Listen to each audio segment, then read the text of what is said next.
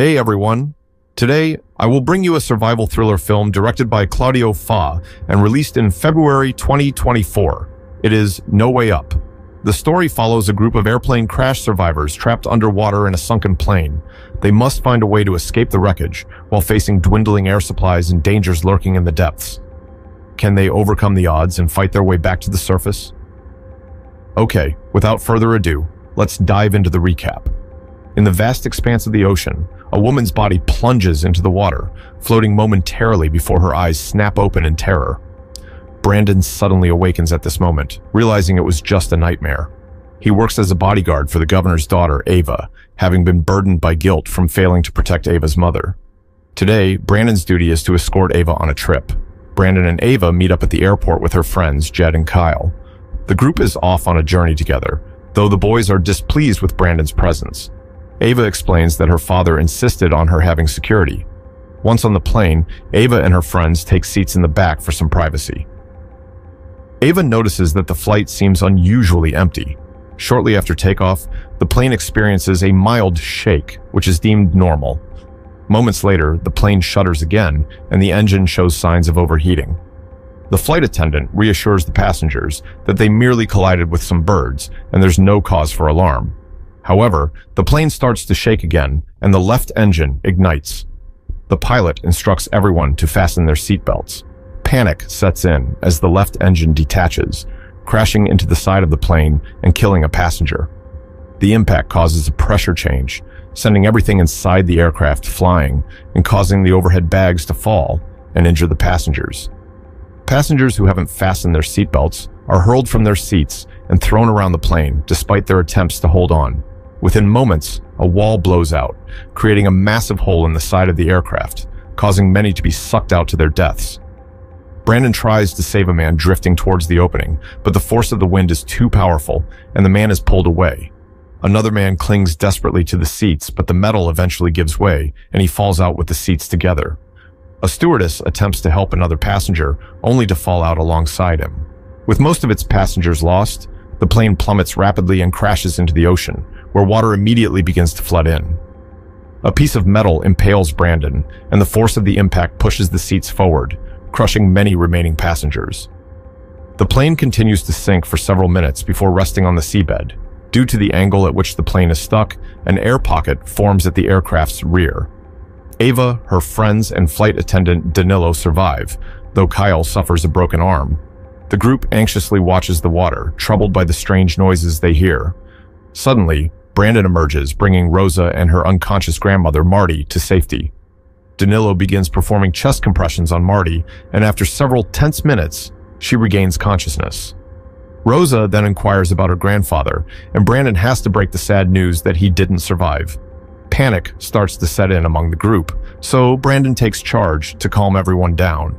He reassures them that the air pocket means they are safe for now and need to remain calm and wait for rescue.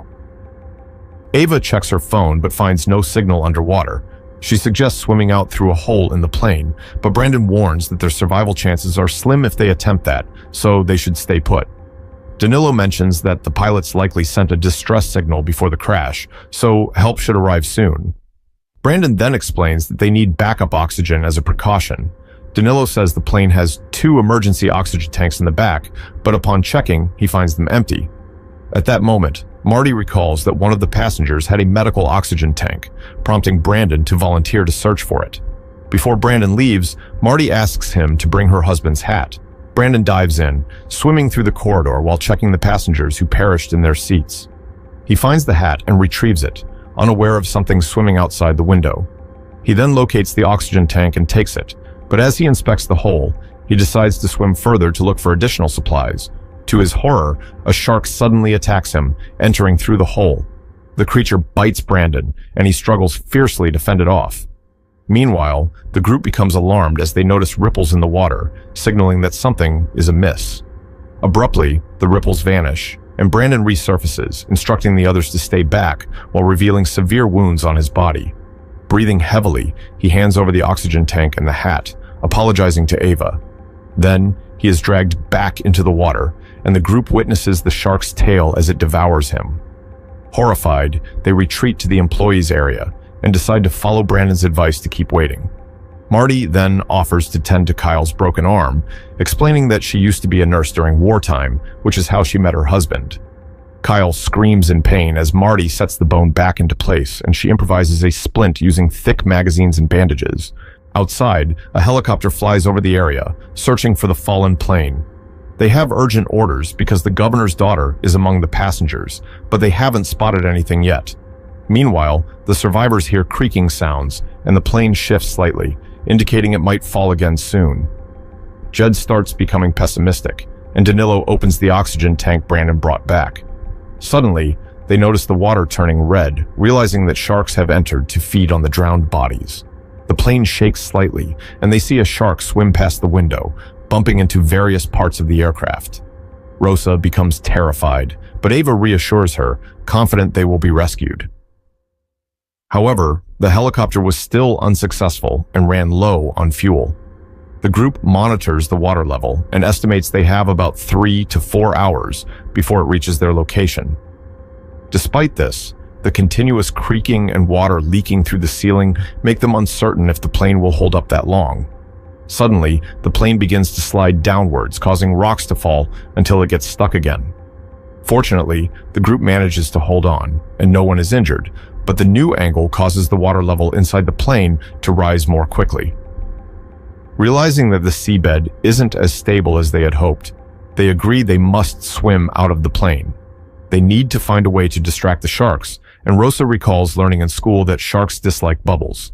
However, they also face the challenge of holding their breath long enough.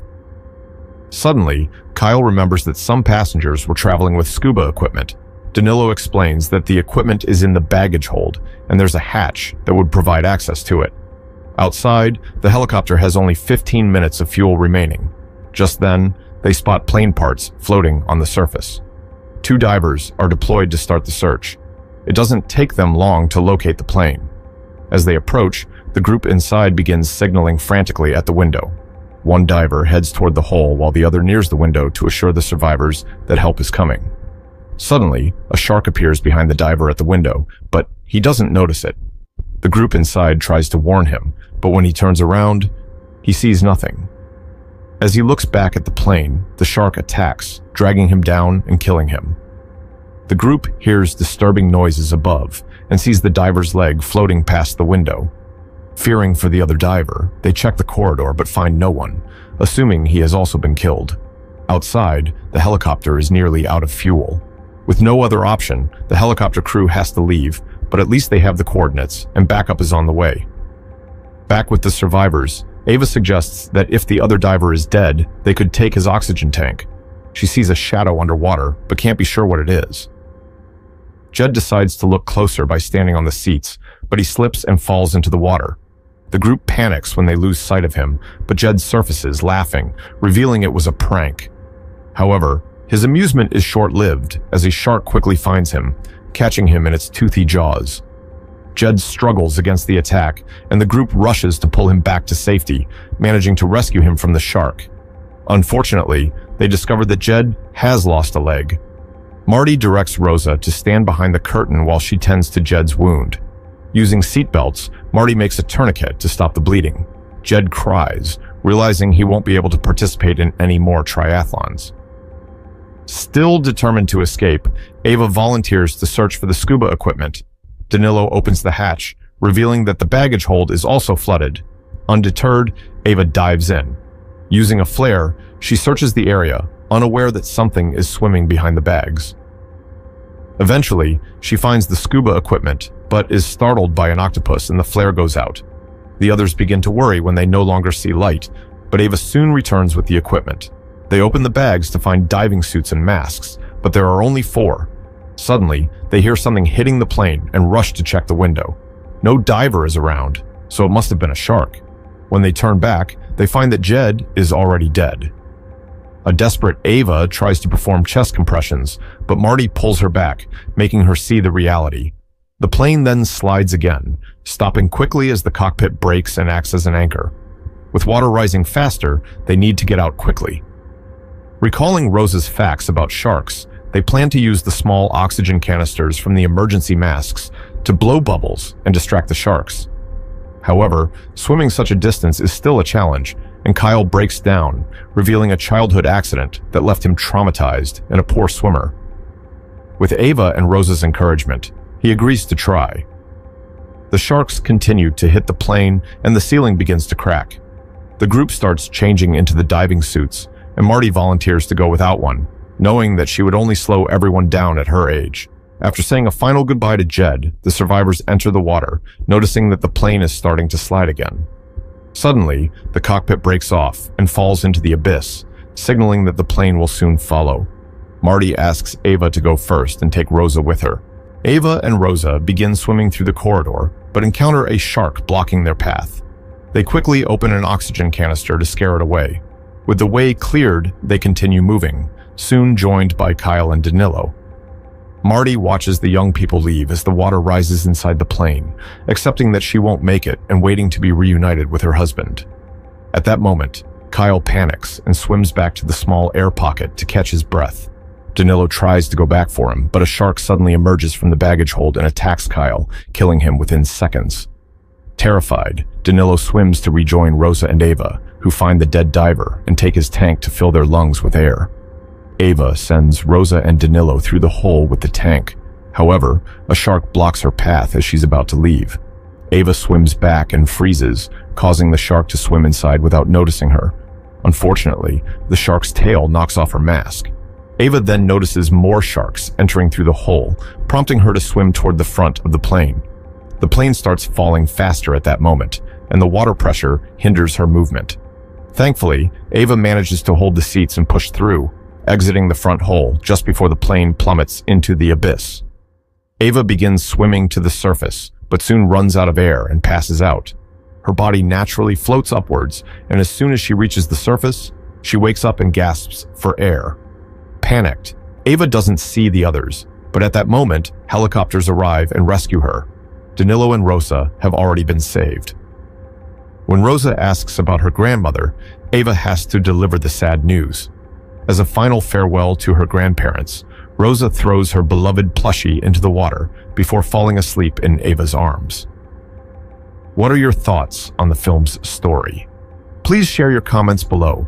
Don't forget to subscribe and turn on your notifications for more captivating stories like this. See you in the next video.